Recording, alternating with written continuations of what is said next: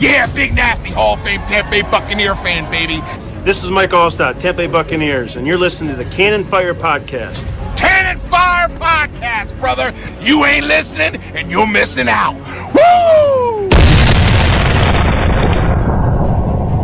This is Rhett from the Cannon Fire Podcast, and I am so excited to tell you guys about our newest sponsor, the East Bay Buccaneers. The Bucs are a Florida nonprofit organization sponsoring youth cheerleading for ages 5 to 15 and full contact football teams for ages 5 to 14. Right now, registration is open and teams are looking for athletes and cheer coaches. Register now, but hurry, teams are filling up fast. Climb aboard and join the crew. Fire the cannons and go Bucs.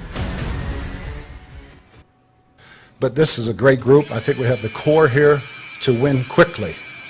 I'm not about building, I'm about reloading. And with that, I can't say how excited I am to be a Tampa Bay Buc.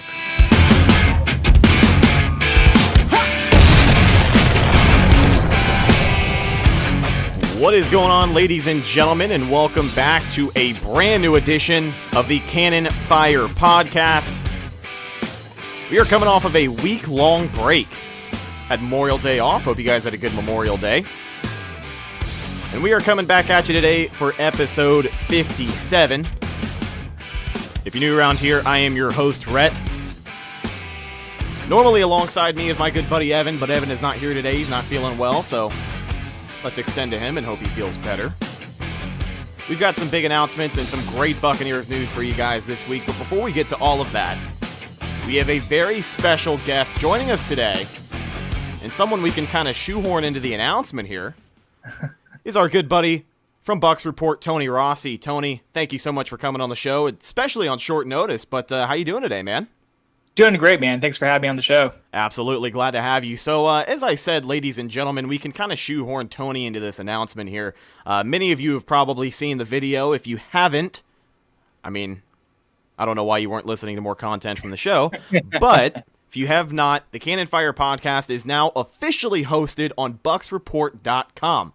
What does that mean? It means we're basically partnered with the #1 fan favorite news site in all of Tampa Bay sports. There are some great people over there and already a great lineup of shows. The Sports Web with Peter H. Blake, I believe Blake and Blake Sports as well. We are now added to that great catalog of shows, and you can access our show over on their website and read many, many great stories as we wrap up the offseason here. But we find ourselves a week removed from Memorial Day weekend. OTAs just wrapped up yesterday. And we've got a lot to go over. I think one of the biggest things people have talked about coming up into this week, things have kind of been slow aside from OTAs, but the biggest thing we've heard is the Bucs acquiring Ndamukong Suh. Well, there were all sorts of reports all week long. He was supposed to be with the team on Thursday, and then he ended up going and training at the Nike headquarters in Oregon, and everybody was like, what the hell? But lo and behold, Friday, he made it. He had his press conference. Tony, before we get into this, man, what did you think of that press conference? I think it's what you want out of an introductory press conference. I mean, he said all the right things. He was answering their questions exactly the way that you want them to be answered. I mean, there wasn't any off-the-wall answers. I mean, it was crystal perfect, crystal clear, almost picture perfect from what I could make of it. I mean, I was not very high on Suh coming into it, but after listening to the Tennis Channel interview, listening to this introductory press conference, not that I've quote unquote bought in on Suh, but a little more comfortable. Oh yeah. And he brought forth an attitude that it's like, I had posted the video on Instagram and everybody's like, I didn't expect him to sound like that. And even watching that video, he's a guy that you followed since he's been in the league, but I've never actually watched one of his press conferences. He's very calm, very, just very mild-mannered in a sense that he made you confident with what he had to say. He said a lot of the right things. And you had brought up some of the things he said. He kind of said a lot of what fans wanted to hear. But there's one thing that he said that stuck out to me more than anything else, and it kind of made me excited about what he can bring to the table because As you people may know, the Bucs are changing defenses. It isn't just going to be a base 3-4. As far as we know, they're going to be throwing a lot of different looks out of there. You could see maybe another 4-3 lineup. You could see a 5-2. You could see a big nickel look. It really depends on the situation. But along with that defensive change comes moving around personnel. So a lot of people have talked about, is Ndamukong Suh going to play end? Is he going to play nose tackle? Is he, where is he going to line up on the line? He said in his press conference, that he takes pride in being versatile. He said that when he was in LA, they put him everywhere. He played end, he played nose, he played 3-tech, 9, 7, 6, wherever he was needed. And that makes me feel awesome. Because not only can you look at, he's a big run stuffer. Coach B.A. even said it. He's not going to be a big pass rusher, but he's a run stuffer. And someone else who is a great run stuffer is Vita Vea. You can move those guys around anywhere on the line. If he can play anywhere he's set up, imagine the mismatches those two can make, especially wreaking hell on a run game. Absolutely. I mean, I think that this is where the Bucs traded in, and they got someone that was just under $4 million cheaper. Similar stats, but where they gained was their run defense. Gerald McCoy, it was an okay run defender.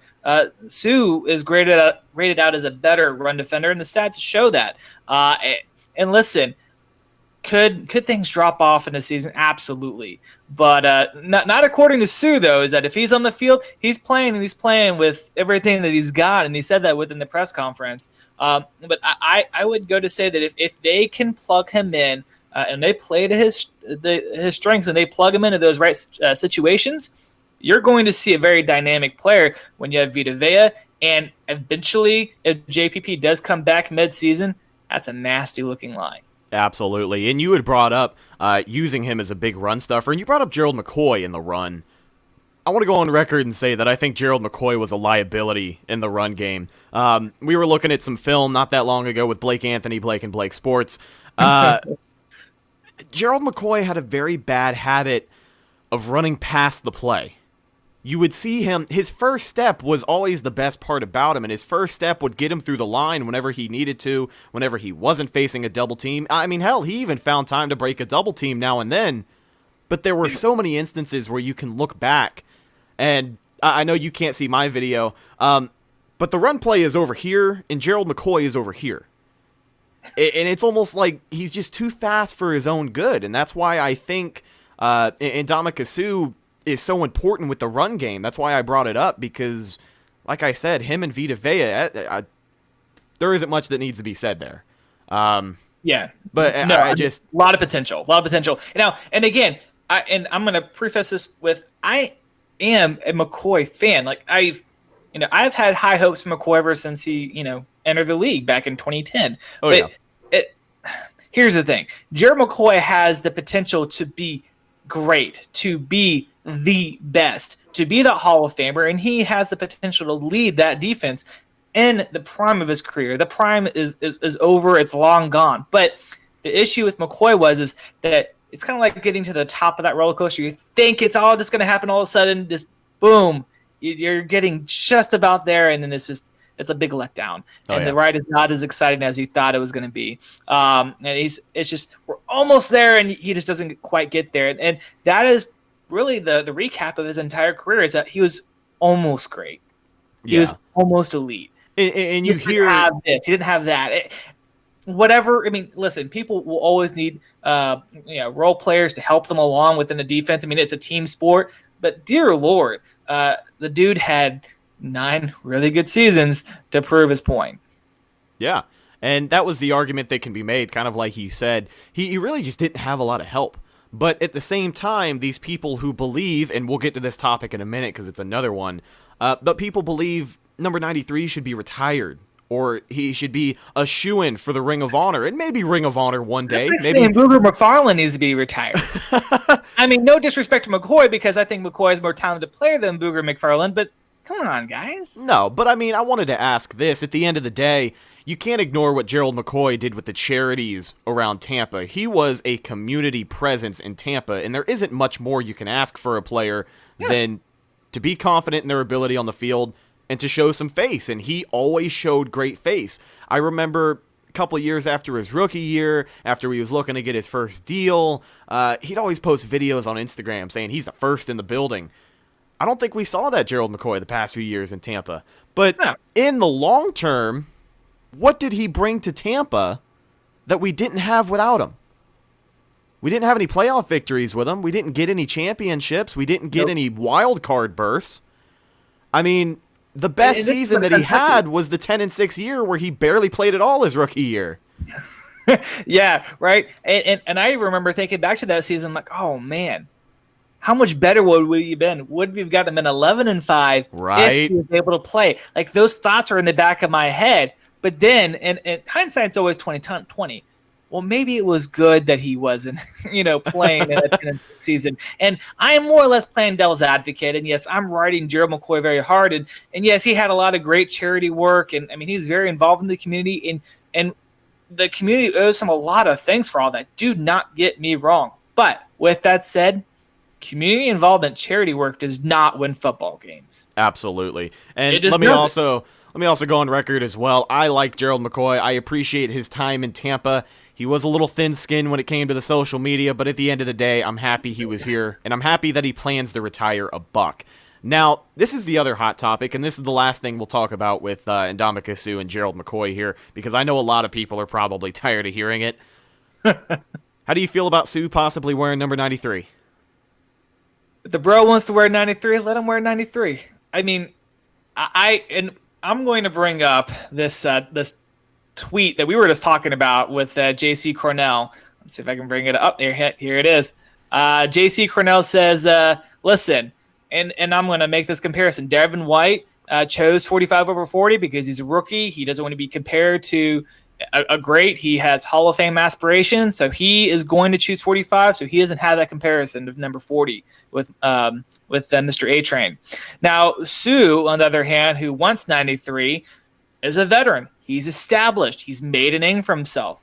But maybe, just maybe, J.C. Cornell thinks that he can cement himself as the better Buck than McCoy. If he thinks he can do that, fine. Go right ahead. Make my day. It's a win-win. I look at Ndamukong Suh, and I'll be honest, I like what he brings to the table. I don't like how he played the last time he played in Florida, as we all know, Miami, and that was something I don't really want to talk about here. Yeah, listen, I get it. There's a lot of things not to like about Ndamukong Suh. I mean, I think he can be a liability. When the rumor mill started, floating that Suh could be a Buck, I was the first one to say, you know what? Not a really good team guy, not a really good locker room guy. I think he's a liability for a lot of reasons. We're changing a culture. Is that the culture we really want? But these are the cards the Bucs have. And not that I've bought into Suh, but okay, can he really hone in on those talents and really harness that quote-unquote anger? Great. Right. If you can do that under Bruce Arians and company, do it. And be a great Buck. And if you want to wear number 93 doing it, okay. Well, you had brought up as well, he has this reputation, as everyone knows, he has a reputation as a nasty guy on the field. He's got an attitude. He's got, I don't want to say a swagger about him, but he knows he's very one-dimensional. He is what he is. That's what you're going to get. He's just that type of guy. I've never heard anybody talk about him being a bad locker room player. I've never heard any former teammates come out and say, he was, unmotivated, he was terrible, a bad influence on the rookies, this and that. I mean, have you heard anything about that? Let me shed a little more light into what I was saying about not a really good locker room guy. I guess what I'm trying to say is that even though there has nothing been that's come out that says that he is a bad locker room guy, but when you're trying to change the culture of a team, and you're getting away from a very likable player in Gerald McCoy to a quote-unquote nasty player in Ndamukong Suh, that could cause division. And then right there, now you got a bad locker room guy. Yeah. Because you're instantly creating a divide within a locker room under a brand new coaching staff when he is trying to do the opposite with his new team, right? And Bruce Arians, he's trying to unite a team. He's trying to set the tone. And that was kind of my initial concern is that, well, because there's always things that go unsaid within a locker room that never gets reported upon. Always. Looking at you, Deshaun Jackson. Yeah, well, in the case of Deshaun Jackson, I mean, he's just so loud and obnoxious that it gets out anyway. As you can see, I'm not a big Djax fan. Oh, no, neither are we. You're all good, man. my point is that there is a lot of cause for concern, a lot of cause for pause, in my opinion, when it comes to Sue. But I think there's a potential for him to be good. He has the talent, he has the ability, and you got a great coaching staff in order to harness everything that Sue is. So I guess we'll see what happens. Yeah, you'd brought up that great coaching staff, and that's another thing I think about as well with how Ndamukong Suh can translate to Tampa. He can bring his antics, his on-field aggression, whatever, but at the end of the day, how much is Bruce Arians going to put up with that?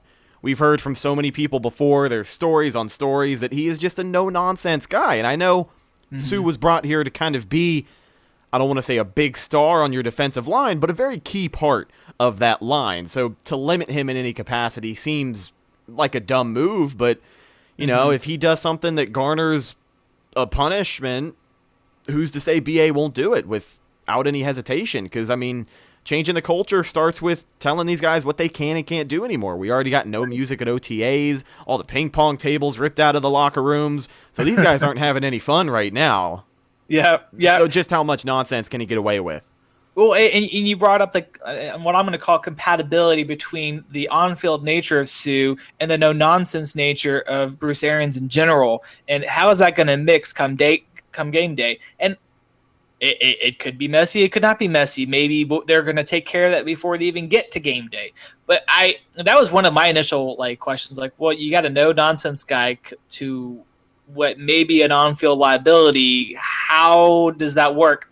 And then Bruce Arians almost doubles down and says, I want to see that look in his eye. And then the reporter, and I can't remember off the top of my head who asked it, well, in reference to what? After he gets a penalty, right? After that nasty sack or whatever he did, and he garnishes that penalty, I want to see what that look is in his eye. I still want to see that. So it's almost like he's egging them on to keep up that mentality almost. Right. Which kind of further muddies the water for me. So it's going to be interesting. It definitely is. That's something we're going to have to see translated onto the field, but let's hope in that translation process it can lead to some wins. So let's move on here. A lot of people have been talking, we brought it up earlier, about this new defense. The hybrid 3-4 is what I'll refer to it as, because it's, a base 3-4, but a lot of different looks. We've already gone over those, but a lot of people are hyping it up, worried about personnel changes, worried about this and that. There hasn't been a whole lot of chatter about this offense, and I think people seem to forget that this is a new offense that these guys are going to be running. There's a new Arians playbook that these guys are going to have to digest as they head into the summer, and that's not something that happens overnight. So a couple of things that I wanted to bring up, and I don't want to say concern me, but something interesting I had taken from it. If they're running an offense anything similar to what Bruce Arians has done before, we know a few things, and for me, this leaves some question marks for guys on the field. First and foremost, we know that he likes to move personnel around on that offense. We're probably going to see some guys shifting into roles that maybe they haven't always played in. I have a feeling we're going to see Chris Godwin in the slot maybe more than once. Not an all-the-time full rotation thing, but maybe just to mix it up, because he likes that unbalanced approach. That's what he's going to get you with. He's not going to get you with a predictable play call. We were joking a little bit earlier. We were actually at Ferg St. Pete earlier with the Bucs Report guys, Peter Blake, Blake Anthony, even Ren Dax from the Pewtercast. We were hanging out doing the live show, Ferg St. Pete, Bucs Report. Go check that out. But we had made a joke about Dirk Cutter's style of offense. He wouldn't run the ball, and then he would call the play-action pass, which didn't fool anybody because we weren't running the damn ball. Yep. Bruce Arians likes a very unbalanced, unpredictable approach. How do you think that's going to translate for some guys on the team already? It's I think that this new offensive, setting up your running game to set up the passes, quote unquote mind-blowing philosophy, right? Because Dirk Cutter was the other way around, as we're going to throw it deep to set up our run game. Right. I'm no offensive genius, but I know that is not going to work out too well. I mean, you're going to have your moments of brilliance, but in a 16-game season. That's a tough grind. But the thing that concerns me even more about this whole new offensive scheme is Jameis Winston has never had a season without a dirt cutter offense. Very true.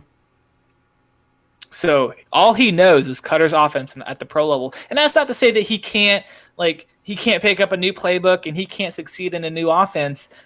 I mean, that is all could be a very much of a moot point come September. But right now he has to digest that offense and he has to get used to it. He has to get comfortable in it. I mean, the knock on Jameis Winston is that he has had such consistency when it comes to the offensive scheme and coaching staff that I mean, he wasn't able to become elite or at least a top-tier quarterback in those 4 years with such consistency. Yes, there has been a lot of, to be said about not having a defense to help him out on the other side of the ball, but if he wasn't able to become a top-tier quarterback with the same offense over 4 years, what's going to happen when you have a new offense that's thrown at him now? Is he going to be successful all of a sudden? I mean, I struggle to say yes, but I mean, that's not to say that he could have a very successful season. It's a huge question mark for me. It's a huge question mark. And I mean, we know Jameis already. He's the type of guy, we heard it earlier this offseason, they have to chase him out of the building at $1 Place because he spends so much time diving into and just trying to perfect his craft.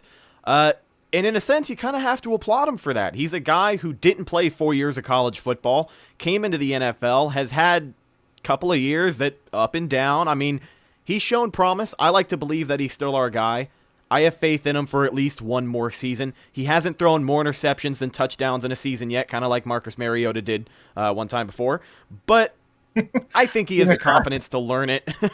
And talking about this offense as well, one of the things that I think can help him out is having a strong run game. He hasn't had an offensive line. And the offensive line coach, Greg Warhop, was considered one of the worst in the league. He is no longer here. So let's hope that coaching on that unit can help out a little bit. But opening up a run game and just, I don't know, man. I think with the differences we're going to see in this offense, we'll see a new Jameis Winston that maybe won't throw 40 touchdowns, but also maybe won't throw 20 interceptions either. Yep, yeah. I mean, Bruce Arians is no dummy, right? He has a great, offensive football mind. He's going to try to ease Jameis Winston into this system, the scheme. Maybe he'll kind of keep the reins a little tighter to start the season, but as he gets more comfortable, when he gets real game playing time underneath him in this new scheme, you're going to see him loosen those reins, I would assume. But initially, yeah, you're right. It's going to be a little more conservative, or at least it should be, in my opinion. But with all the talk about the defense and are they going to be able to grab a hold of Todd Bowles' new offense or defensive scheme, I think you should have those same question marks. And call me a skeptic. I'm very skeptical about this season. A lot of people are very high on the Bruce Arians hire and the whole coaching staff, which is a really great coaching staff, and a lot of the good offseason moves that were made, or lack thereof in free agency, thank God. And I mean, they were held against the wall with the cap space. They did what they could there. Yeah, which I'm almost glad they didn't have money because, I mean, who knows what a Jason Light would have done in free agency because he's not good in free agency. So a lot of and good he's a desperate guy moves now, too. Oh, yeah. And a lot of good non-moves, in my opinion. So we'll see what happens within the 2019 season, and a lot of Tampa Bay area fans are very excited. I am not a very optimistic guy about this season. I'm on record stating 7-9 is the very best that this team is going to do. Another 5-11 season or maybe worse is very possible. Oh, man. I like to say I'm an optimist in the sense. I've been optimistic for too long. Too long, right? And I know one of the things that I've learned with being a Bucs fan is that you have to be as realistic as possible. I mean, you do. Because if you go into every season hoping for 11-5 and a playoff appearance, you're just going to be let down. That's the nature of sports. But you can agree with me, hope is what keeps us here, right? If there was no hope, this wouldn't be fun. That's what keeps us all sane in Tampa Bay. And don't get me wrong, I want to be wrong. But this is the when we talk about being realistic, you have to take in a lot of things into account. A whole new coaching staff, two new offensive and defensive schemes, right? a lot of turnover within the roster, and a really tough schedule. An easier December, not necessarily competition-wise, but you're playing in Tampa Bay most of December, but you got a tough road stretch, a home game, quote-unquote, London, included in that road stretch. That's going to be tough sledding for a team that's going to be looking to find its footing early on in the season. So that is why I'm not as optimistic. But could they very well make a playoff push? Sure. Why not? It's always possible, right? I mean, we never know until you get there. But realistically, the cards tell you that, and quite frankly, Las Vegas tells you that it's not going to happen. Yeah, and I am still so pissed about that home game in London, especially a division game. Oh man, that just grinds my gears. Well, I mean, we know why though, right? I mean, it's the Super Bowl, right? I mean, I get it. Like, you got to give some to get some, and whether that's a good thing for Tampa Bay or a bad thing for Tampa Bay is up for debate, because we all know kind of the muddled history on the finances of towns that host Super Bowls, right? And all that they put into it, do they make that money back? But that's a totally separate podcast. But at any rate, I mean, it sucks that, the Bucs only have 7 home games, like true 7 home games. But, you live with the cards that you're dealt. Absolutely. And speaking of money, man, how about this potential, NFL executive sending out to players saying, hey, stack up on your cash, because 2021 comes around and this collective bargaining agreement doesn't go the way we hope for. Could be 2011 all over again. I'm not feeling great about that one. Right, yeah. I mean, if you guys haven't checked it out, go ahead and check it out on bucsreport.com. We have an article that drops in there that references a letter by Doris Smith, excuse me. You got it. Yeah, say that 10 times fast. That he's basically sending a letter to the players' agents saying, hey, this is how you need to tell your players to save back their money. Take a certain portion of their roster bonus, their weekly game check, any elevator, performance elevator pay increases, save half of that back, because we might be out of work for a year. Now, is that a very realistic thing, right? Maybe. I would say that's a little far-fetched, but they're preparing for the worst. They're hoping for the best. And they're both very optimistic early on that they're going to be able to strike a deal before the spring of 2021. I mean, that's still a little over 2 years away, but anything could happen. The smallest little breakdown in negotiations could just set off a firestorm, and everything could fall apart very quickly. So let's hope that that doesn't happen, but what does history tell you? History tells you that it happened before. It's likely to happen again. Yeah. And before we move on here, I wanted to talk a little bit more about this offense, but I'm going to skim over some of the key details if you guys have not heard. Some of the things being discussed with this collective bargaining agreement approaching, like you said, spring of 2021, extending to an 18-game season, shortening the preseason to 2 games, among other things. I believe I don't know the term for it, but the acceptance of marijuana in the pain management category for the NFL. It'd be the legalization, right? And that's kind of muddy as well. Is that if it's legal for the NFL, is it legal within the state that the franchise is in? Like, how does that work out? I mean, there's a lot of red tape. A lot of trickery there, a lot of bylaws. But before we get too sidetracked, let's finish up our discussion on this offense. So this is a new Tampa Bay offense. And diving back into what Bruce Arians has done in the past, like I said, if this offense is going to be anything like what he's had before, he doesn't like to use his tight ends a lot. He likes to use them as blockers. His tight end usage is kind of questionable. And I bring this up because, as you folks may know, I personally believe O.J. Howard, when he is healthy, is a top 5 tight end in the NFL. Yeah. If you don't use that guy, you're crazy, right? Yeah. He's, like I said, when he's healthy, we've seen him be the most important part of this offense. In his rookie year, he came out.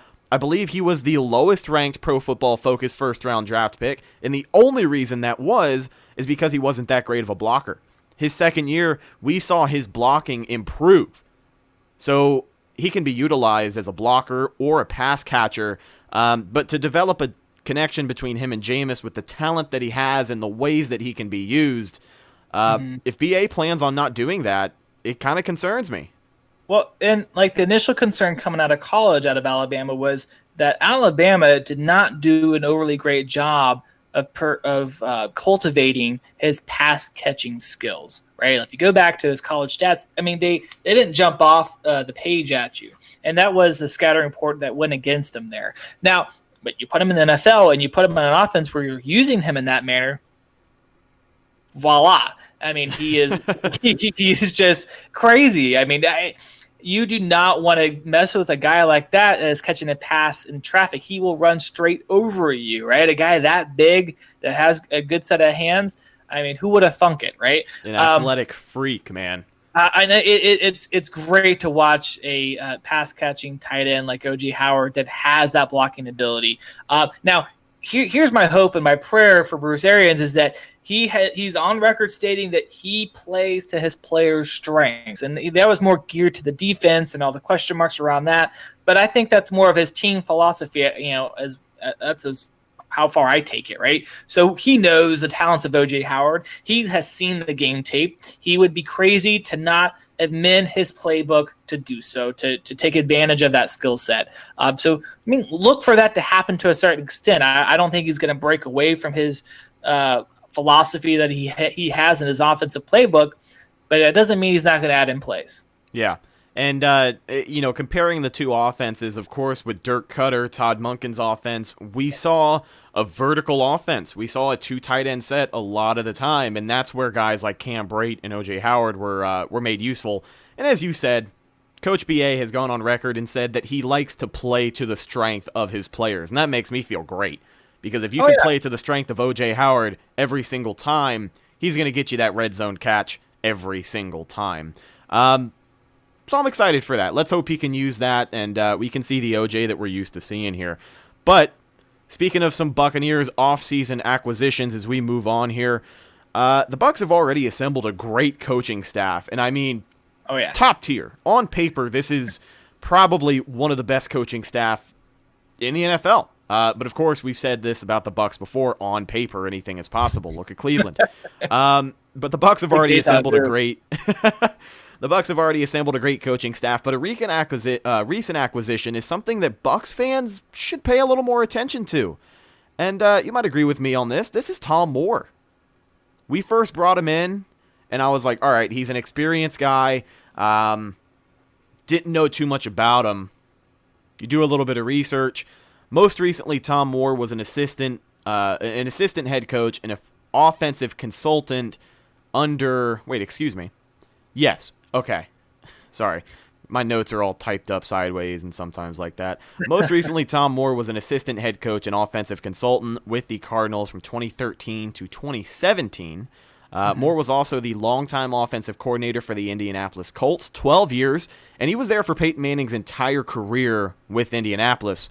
And then let me not forget to mention as well, Bruce Arians was a quarterback's coach under Tom Moore from 1998 to 2000. So this is a connection that goes back. Tom Moore is a guy with one hell of a resume and some great football knowledge. Yep. My only problem is that he's only going to be here for the offseason. We're not going to have him. Yeah, I mean, he's only here for the offseason so far, right? I mean, that could change. But even if you have a football guy like that, even for the offseason, help get guys settled in. Help give Arians another set of eyes. Well, hey, Arians, have you thought about this? Or just trying to redirect him on a few things that he may be missing. It's worth it. It's worth it. I mean, the Bucs already have like 8,000 coaches, so what's one more really good football guy? Right. And one of the things BA has said, Tom Moore has forgotten more football than most of us will probably ever know. I had a double look at that. I took a double take on that one. I'm like, hopefully he forgot all the stuff that wasn't important. Yeah, right? Yeah. But one of the things you had brought up is that he is in a consultant role here. He is a guy that Bruce Arians can go to when he has a question about something. I think he's referred to him before, and I'm quoting this here, he's referred to him as his complaints coach. He, if he sees something he doesn't like or he doesn't know how to fix something, he doesn't get on the podium like Dirk Cutter and say, well, if I knew how to fix it, I would.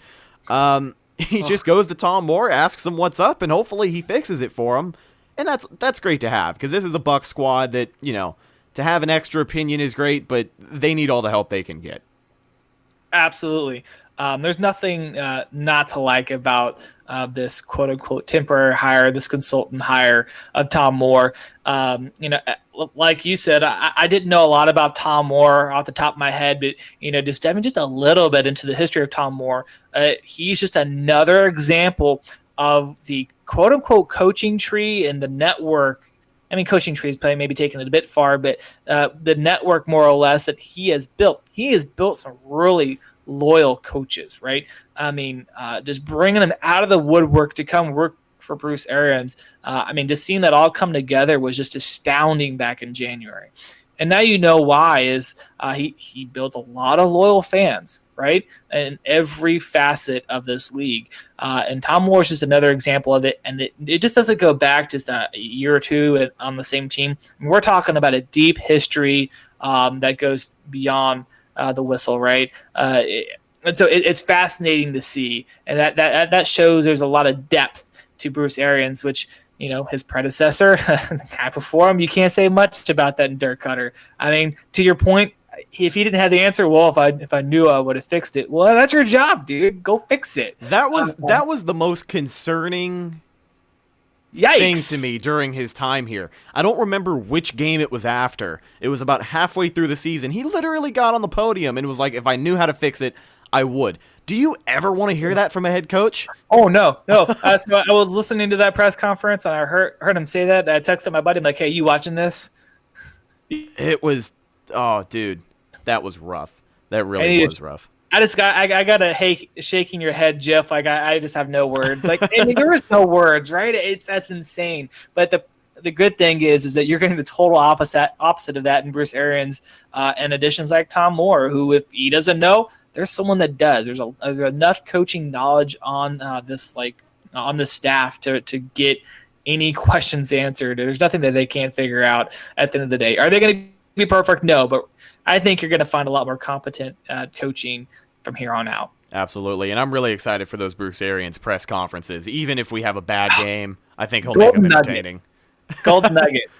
I get the Bucs Report crew ready for every press conference about an hour before. Hey guys, in an hour we got some Nuggets coming. If no matter what is happening, there's always going to be a couple of diamonds in that rough, right? It's great. I mean, he is a very quotable guy, and that's what I like about Bruce Arians. And if you talk to anybody else in the media, I'm sure they're going to say the same exact thing. I mean, if nothing else, if the Bucs crash and burn the entire season, the dude is good for a handful of quotes. Oh, absolutely. Now, speaking of some help at $1, another thing people have been talking about just recently, we have seen Warren Sapp come back in a little bit of I don't want to say coaching position, but he's whispering to some of these defensive guys, and he's lending his hand into making this squad what hopefully we all want it to be. So, a little bit more about the Warren Sapp situation?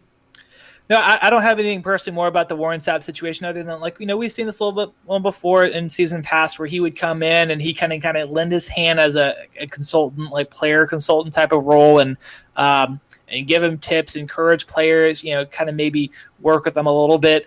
I think Warren Sapp secretly wants to coach. I don't know if he is a coach, right? I don't know if he has that talent. I don't know if he has that ability. I mean, just because you're a great player does not make you a great coach. Very true. There's numerous examples of that. Not saying that Sapp falls into that pitfall, so to speak, but if nothing else, it's good to be in the presence of a Hall of Famer, right? It's good to be surrounded by good talent because there's wisdom there, obviously, right? From a player's perspective, there's always wisdom to be gleaned, especially when there's so many things changing with this Bucs team. So it's nothing but good. Oh, yeah, and if he can bend the ear of somebody, he'd already put out a tweet about it, but if he can bend the ear of somebody like Ndamukong Suh, or even you look at some of the rookies or some of the younger guys, I mean, imagine some of the things he can give Vita Vea advice with, or Devin White. Set the tone, set the attitude. A lot of people talk about that Warren Sapp swagger that the Bucs had I like to refer it as the put a jersey on. You know that clip? Yep. After the game. Oh yeah. The Packers game. Yep. Yeah. If you want to bring that nastiness back to Tampa, I think Warren Sapp talking to some of these guys, that's the best way to do it. So, like you said, being in the presence of a Hall of Famer and having him there in any capacity is sure going to do this team some favors. But we've got one more topic I want to break down before we wrap up and get out of here. This is something we've touched on. I know Blake Anthony, Blake and Blake Sports, has a very strong opinion about it, and he's the one who got me thinking about it mostly. I want to talk to you about Will Golston. I'm starting to put up missing posters everywhere for this guy because we just haven't seen him. The Bucs paid him to a huge contract extension. Maybe not huge, but they signed him to a contract extension, and he puts up 0 sacks that year. And I'm honestly surprised that he's still on the team after Harold McCoy left. So what's his deal? I personally thought that he was going to be a casualty going into this offseason. I mean, he seemed like he was a perfect candidate to get yourself under the cap to sign the rest of your rookie players because he's making just under $4 million. Okay. No, it's $3.75 million. So it wasn't a ton. It wasn't going to cure all of your. It wasn't going to cure all of your pain, so to speak, at that point. But it does escalate up because in 2020, 4.75. In 2021, it's 5.5. So it gets worse. And his production has not gotten better. He is a milk carton type of guy. He is underwhelmed. He has been here so long, and I just don't think that he has earned the right to just automatically be on a roster. I mean, this line is talented enough when healthy to not need him even in a rotational basis. Give me an old guy that anybody. Just give me anybody other than Will Golston. I almost feel as bad about. What about Mo Wilkerson? Just got arrested today for drunk driving in New York City. Probably not Mo Wilkerson, but I mean, just give me anybody that is not getting in trouble with the law, right? that doesn't have a record, that is a clean guy, that has that energy, has that drive. Maybe he's a little older, that is just going to give you a good pass rush just for a year, right? Fill that roster spot with the guy that's hungry and doesn't have a record. Because listen, he is not worth the $3.75 million the Bucs are going to pay him in 2019, and it's fully guaranteed. That's not this isn't we can get rid of him mid-season. No, each of these years are fully guaranteed. Fully. Yeah, and I mean, looking at Will Golston, I know people used to clamor, and I used to be a fan of his before he just stopped producing. But you look at his size. Right? First of all, how can you just not utilize that in a way to where it works for everybody on the team? But unless he is the type of guy where, as you said, be a casualty after June 1st today, maybe there's a slim chance he still gets cut. But if he doesn't, we're going to have to put up with him being on the team the rest of the year. If he does end up staying in that capacity, where can you plug him in? I mean, for me, his size, we know that he's not going to be a great pass rusher. Throw him at nose with as big as he is. Let him be a run stuffer, right? Be some relief for Vita Vea. Yep. I think I think a rotational player behind a Vita Vea or a Ndamukong Suh. That's the only capacity that I see him. I mean, you can't put him as a stand-up linebacker or a defense fan. I don't see that. I mean, early in his career, Tampa had him at DE, but still, he wasn't cracking about 3 sacks. He has never played a season where he had more than 3 sacks in a season. Never. Yeah. And the dude played all 16 games. I mean, there was a couple of years where he played 14 or 15, but for the most part, the dude played a full season. Yeah. 3 sacks. Yeah. And, he's been that guy who's just consistently found a way to stick around on the roster, but hopefully they can utilize him, and hopefully we can see some more out of him, because even if he sticks around through the rest of this season, I think if he cracks 3 sacks or not, this is going to be his last year in Tampa Bay.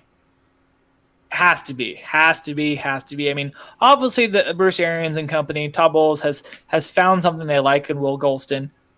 I would like to know what that is. Or maybe they're just giving him enough rope to either make a swing or hang himself. And he is the master of his own fate at this stage in the game if he is still around, which he is, right? Like I said, he should have been a cap casualty heading into free agency. He should have been. He was not. There's no way that he survives past the 2019 season if he doesn't produce. I just don't see it. Absolutely. So a critical year for Will Golston and a critical year for the Bucs all around. As we said, this is a year with a lot on the line. We're going to want to see these guys produce, and from here on, let's hope for the best. But ladies and gentlemen, that's just about going to do it for this episode of the Cannon Fire Podcast. Thank you so much for listening. Whether you were watching with video on YouTube, you were listening on iTunes, Google Play, Spotify, Podbean, and of course, watching us on BucsReport.com. Tony, I want to thank you so much for coming on the show today, man. You were a great guest. And where can the people find you? And tell us a little bit more about what you do at Bucs Report. Yeah, of course. You can find me on Twitter at Tony2Rossi BR. That's Tony2, number 2, Rossi BR on Twitter. Or you can just follow at Bucs Report on Twitter. I'd also like us on Instagram and Facebook. And you know, I am the chief quote unquote editor of Bucs Report. So that content flows straight through my hands. So we make sure to take good care of you guys. And so if there's any late breaking news out of One Buck Place, make sure you check it out at thebucsreport.com. You're going to find the latest and greatest stuff out there every single day. Heading into the dry stretch of the offseason here in the coming weeks, if there's anything that pops up, BucsReport.com is going to have you all the way up and through September throughout the season. Absolutely. Check you guys there. And Tony, you guys have made that transition for us as a part of the Bucs Report family as seamless as possible. You guys have been doing a kick-ass job of making sure we are taken care of, and we appreciate you very, very much for that. So thank you. And we're glad to have you, man. Cannon Fire Podcast is a great addition to BucsReport.com. You guys have some quality product that you put on the table every single week, and you got some great guests. So, guys, make sure you check out every episode of Cannon Fire Podcast from here on out on BucsReport.com, and it's going to be a great season.